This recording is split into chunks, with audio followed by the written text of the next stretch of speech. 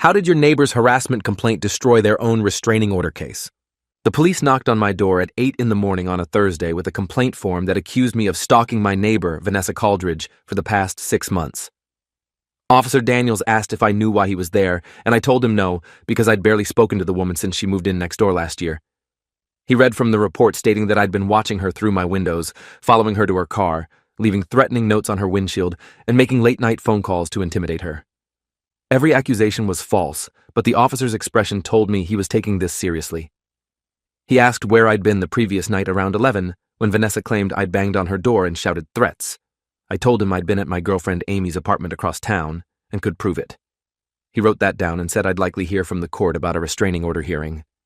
I closed the door feeling sick because I worked as a high school teacher, and any suggestion of stalking or threatening behavior could destroy my career, even if the accusations were proven false. I called Amy immediately and explained what happened. She was furious and said Vanessa must be insane to make up such serious lies.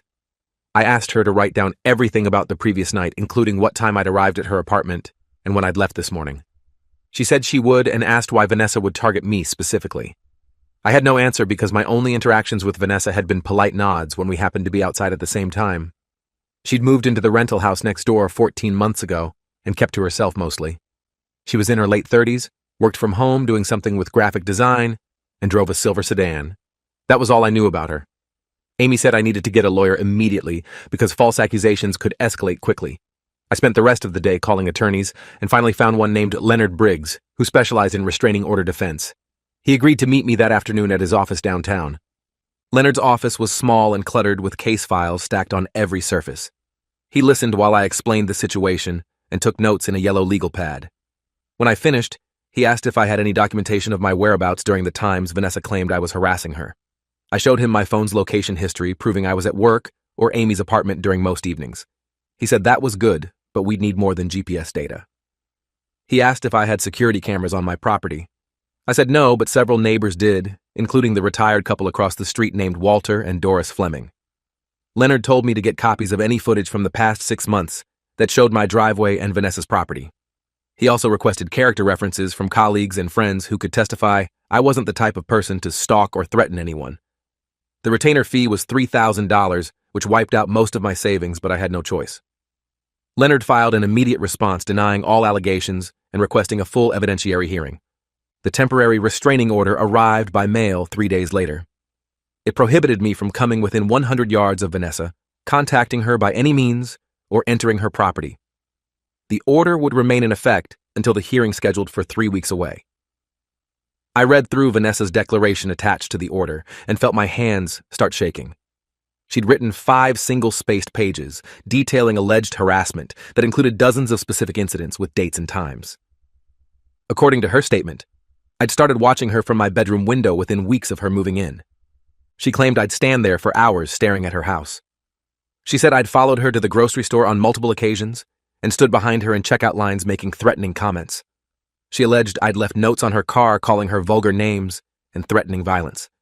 She said I'd called her phone from blocked numbers late at night and breathed heavily without speaking. The most disturbing allegation was that I'd broken into her backyard 2 months ago and left a dead bird on her patio as a warning. Every word was fabricated but written with such specific detail that someone who didn't know me might believe it. I met with Leonard again to go through Vanessa's declaration point by point. He asked me to document everything I could about my actual activities during the dates she'd listed. I pulled up my work calendar, credit card statements, and phone records. On the date she claimed I followed her to the grocery store, I'd been at a mandatory teacher training session 40 miles away with 30 witnesses. On the night she claimed I broke into her yard, I'd been at a colleague's retirement dinner with a dozen people who could verify my presence.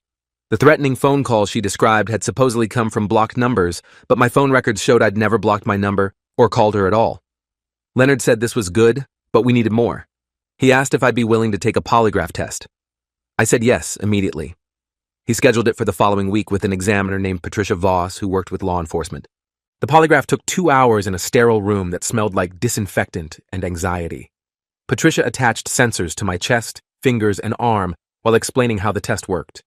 She asked baseline questions first about my name, age, and occupation. Then she moved to specific questions about Vanessa's allegations. Had I ever followed Vanessa anywhere? No. Had I ever left notes on her vehicle? No. Had I ever made threatening phone calls to her? No.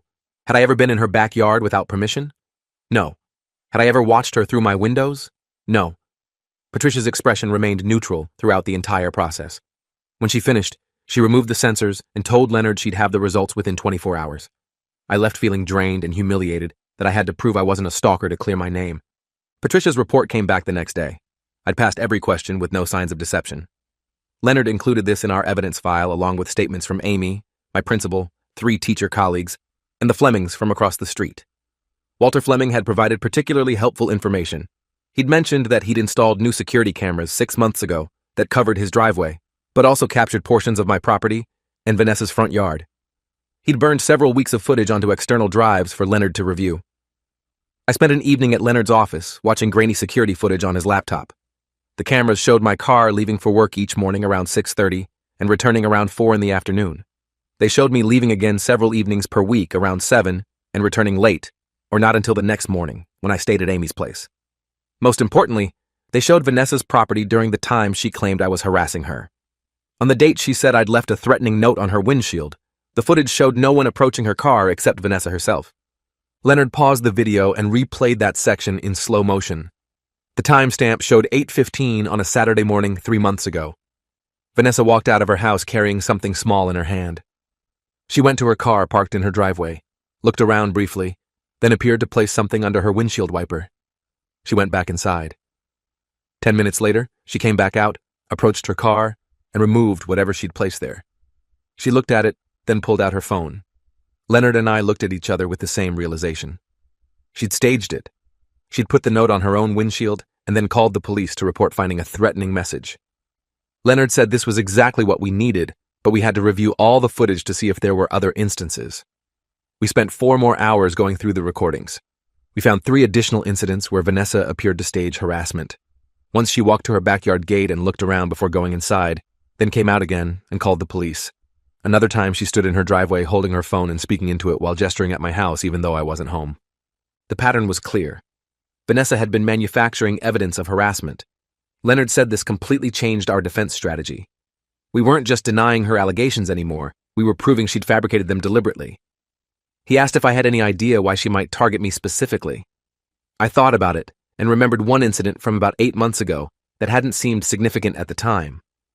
Vanessa had knocked on my door one evening asking if I wanted to come over for dinner.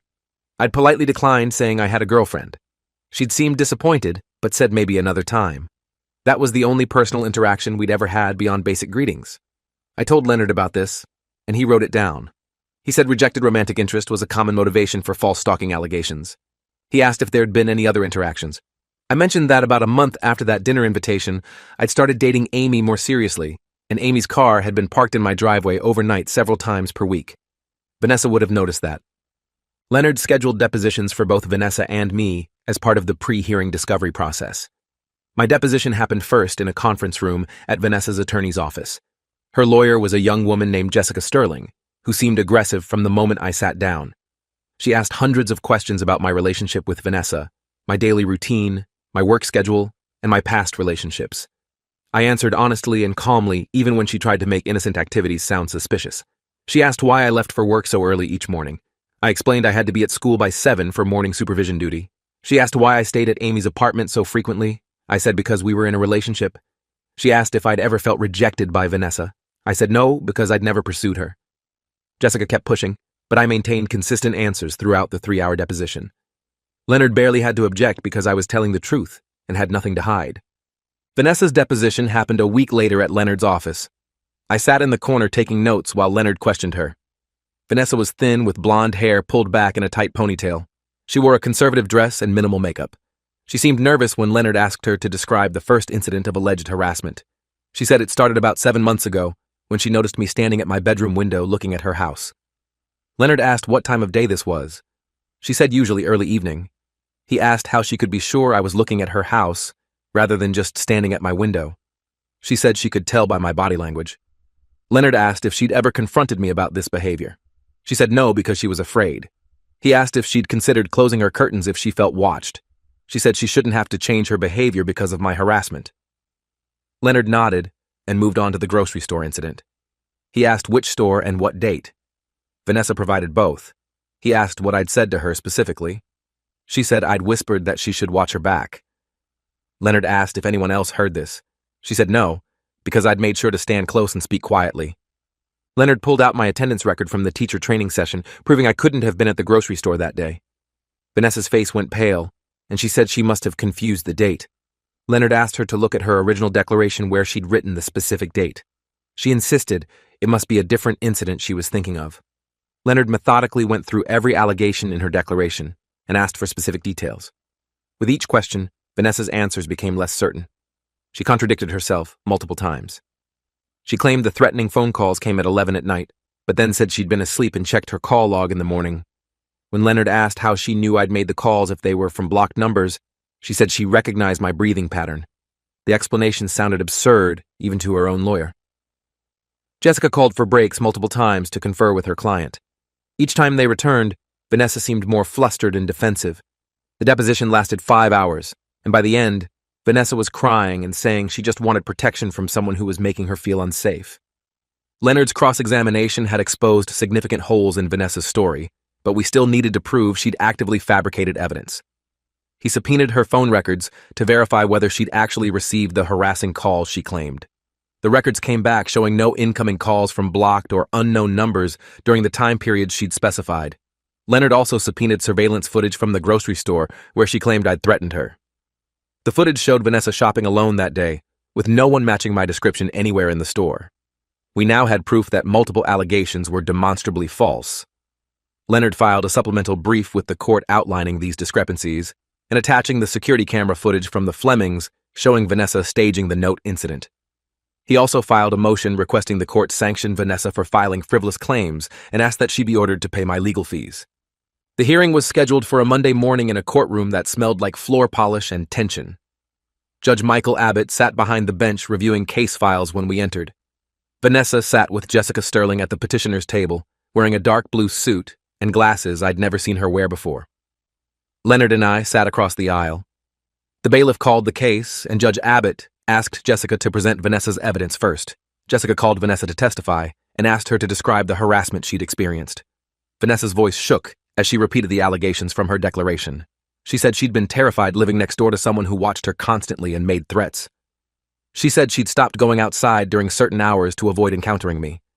She said she'd installed extra locks on her doors and windows because she feared for her safety. Judge Abbott listened without expression and took notes. When Jessica finished her direct examination, Leonard stood up for cross-examination. Leonard started by asking Vanessa about the grocery store incident. She repeated her claim that I'd threatened her in the checkout line. Leonard introduced the store's surveillance footage on a laptop connected to the courtroom's display screen. The footage played, showing Vanessa shopping alone without anyone approaching or speaking to her. Leonard paused the video and asked Vanessa to point out where I'd supposedly threatened her. She stared at the screen and said the camera must not have captured that particular angle. Leonard pointed out that the store had 12 cameras covering every aisle and checkout area, and none of them showed me in the store at all that day. He then introduced my attendance record from the teacher training session.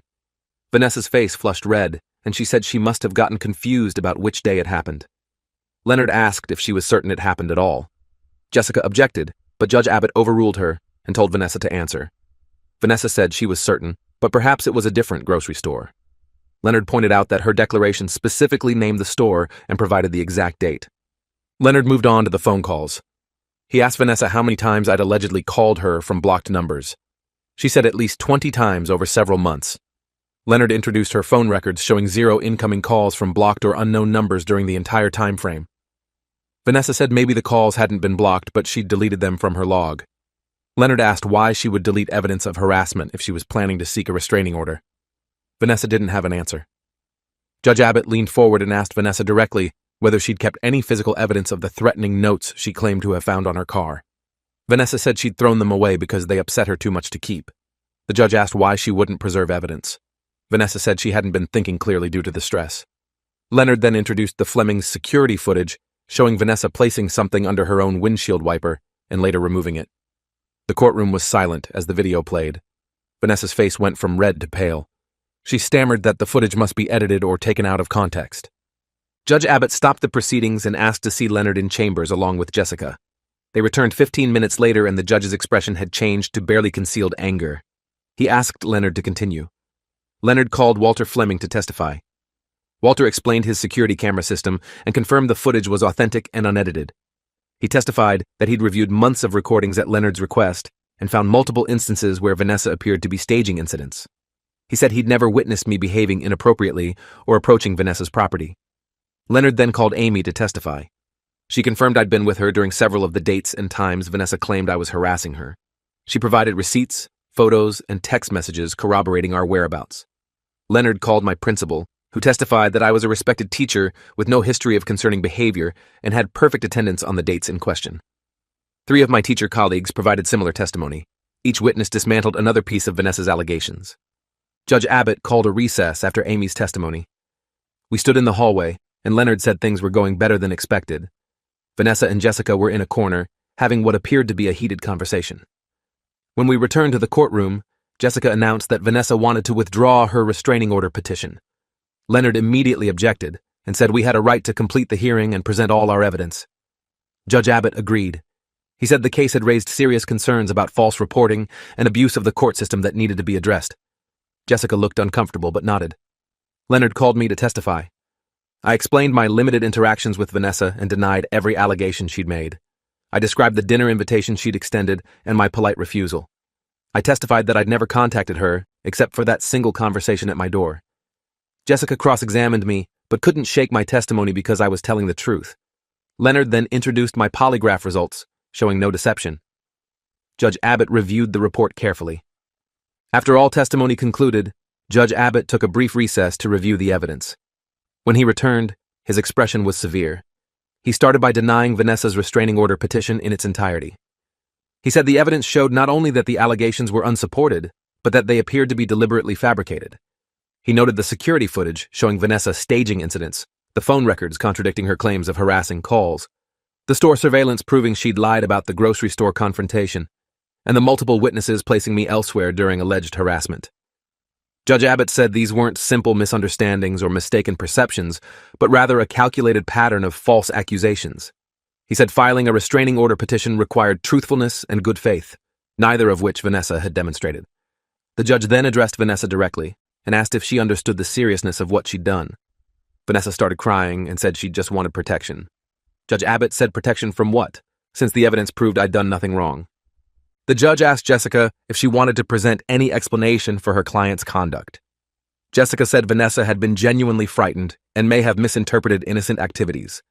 Judge Abbott said the security footage of Vanessa staging evidence made that explanation impossible to accept. He said Vanessa had wasted court resources, subjected me to unwarranted legal expenses and reputational harm, and potentially jeopardized my career with false stalking accusations. He granted Leonard's motion for sanctions and ordered Vanessa to pay my attorney's fees, totaling $7,000 plus court costs. He also stated he was forwarding the case file to the district attorney's office for review of possible criminal charges for filing a false police report and perjury. Vanessa stood up and started to speak, but Jessica pulled her back down. Judge Abbott said he was issuing a restraining order, but not the one Vanessa had requested. He was ordering Vanessa to stay 100 yards away from me, my property, my workplace, and my girlfriend. He said if she violated the order or made any further false accusations, he would hold her in contempt and she would face jail time. Vanessa left the courtroom crying with Jessica trying to console her. Leonard shook my hand and said the outcome was as good as we could have hoped for. I felt relief mixed with exhaustion. The entire process had taken 6 weeks and cost me my savings plus additional money I'd borrowed from my parents. My reputation at work had been damaged by rumors, despite my principal's support. Amy had been dragged into a legal proceeding she never asked for. All because Vanessa had decided to fabricate a harassment campaign when I'd politely declined her dinner invitation. Leonard said the district attorney would likely file charges based on the evidence. He gave me copies of all the court records in case Vanessa violated the restraining order or made any future allegations. I drove home that afternoon feeling vindicated, but also aware of how easily false accusations could have destroyed my life if I hadn't had documentation and witnesses to prove my innocence. 2 weeks after the hearing, I received notice that Vanessa had been charged with 3 misdemeanor counts of filing false police reports. The charges carried potential jail time and fines. Leonard said she'd probably take a plea deal to avoid trial. I also received a check from Vanessa's lawyer for the $7,000 in attorney's fees the judge had ordered. The money covered most of my legal costs, but not the emotional toll or time lost. Amy and I had several long conversations about what happened. She was angry that Vanessa had targeted me and worried about whether she might try something again, despite the restraining order. I reassured her that Vanessa now had too much to lose by violating the judge's orders. My principal called to let me know the school district's legal counsel had reviewed the case and confirmed my exoneration. He said my job was secure and the false accusations wouldn't affect my employment record. That conversation lifted a weight I'd been carrying since the police first knocked on my door. Vanessa's house went up for sale 3 weeks after the hearing. I watched through my front window as the realtor hammered a sign into her lawn. She'd apparently decided to move rather than live next door to someone she'd tried to destroy with false accusations. Part of me felt satisfied seeing her forced to leave. Another part felt sad that a person could be so vindictive over a simple rejection. The house sold within a month to a young couple with 2 small children. They introduced themselves when they moved in and seemed friendly. I didn't mention what had happened with the previous owner. Leonard called in early autumn to tell me Vanessa had pleaded guilty to 2 counts of filing false reports and been sentenced to 6 months probation, 100 hours of community service, a $5,000 fine, and mandatory counseling. She'd also been ordered to pay restitution for the city's costs in investigating her false claims. He said this was a relatively light sentence, but created a criminal record that would follow her. I asked if she could still appeal the restraining order against her. Leonard said no. That order was final and enforceable for 3 years. I saw Vanessa one final time, 6 months after the hearing. I was at a restaurant downtown with Amy when I noticed her sitting alone at the bar. She looked thinner and tired. Our eyes met across the room, and she quickly looked away. Amy noticed and asked if we should leave. I said no because we had every right to be there, and Vanessa couldn't dictate where I went. We finished our meal and left without further interaction. Amy asked if I felt closure about everything that happened. I thought about it and realized I did. Vanessa had tried to weaponize the legal system against me and instead destroyed her own credibility and freedom. She'd lost her home, her money, her reputation, and gained a criminal record. The restraining order she'd sought had been turned against her. The harassment complaint she'd filed had been exposed as a fabrication. Every lie she told had been documented and disproven. Justice had been served not through my actions, but through her own self-destructive pattern of deception. 18 months after the original complaint, I married Amy in a small ceremony with close friends and family. We bought a house together in a different neighborhood across town. The Flemings sent a card congratulating us and thanking us for being good neighbors during a difficult time. Leonard attended the wedding and joked that he hoped never to represent me again. My principal gave a toast about character being revealed through adversity. I thought about how close I'd come to losing everything because of one person's lies, but I also thought about how the truth had prevailed because I'd kept records, maintained relationships with honest people, and refused to let false accusations define me. The experience taught me that documentation matters, that credibility is earned through consistency, and that people who weaponize accusations against others often end up destroying themselves in the process. Vanessa's harassment complaint hadn't just failed. It had backfired completely and demonstrated to everyone involved that she was the one who posed a threat, not me. The restraining order she sought became her own punishment. That irony felt like justice. If you enjoyed this, you'll definitely want to see the next ones too. So subscribe now and let me know your take in the comments.